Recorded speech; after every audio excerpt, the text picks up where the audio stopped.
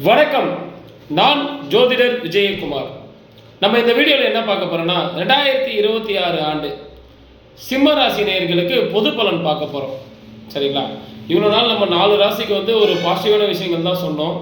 ஆனால் சிம்ம ராசிக்கு அந்த மாதிரி இல்லை. ஏன்னா சிம்ம ராசிக்கு இந்த வருடம் சுமாராக இருக்குது, ரொம்ப சுமாராக இருக்கு கூட சொல்லலாம். சரிங்களா? ஏன்னா அந்த அளவுக்கு வலுவாக இல்லை. சிம்ம ராசிக்கு அஷ்டம சனி நடக்குது.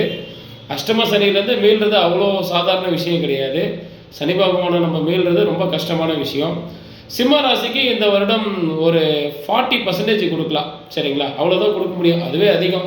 அதுக்கு மேலே நம்மளால் கொடுக்க முடியாது. சிம்ம ராசிக்கு இந்த வருடம் எப்படி இருக்குன்னு நம்ம ஒன் பை ஒன்னாக பார்த்துடலாம். நம்ம முதல்ல சிம்மராசி நேயர்களுக்கு உடல்நிலை எப்படின்னு பார்த்துலாம். உடல்நிலை எப்படின்னா, இந்த வருடம் சிம்மராசி நேயர்களுக்கு உடல்நிலையில் அதீத கவனம் வேணும். சரிங்களா?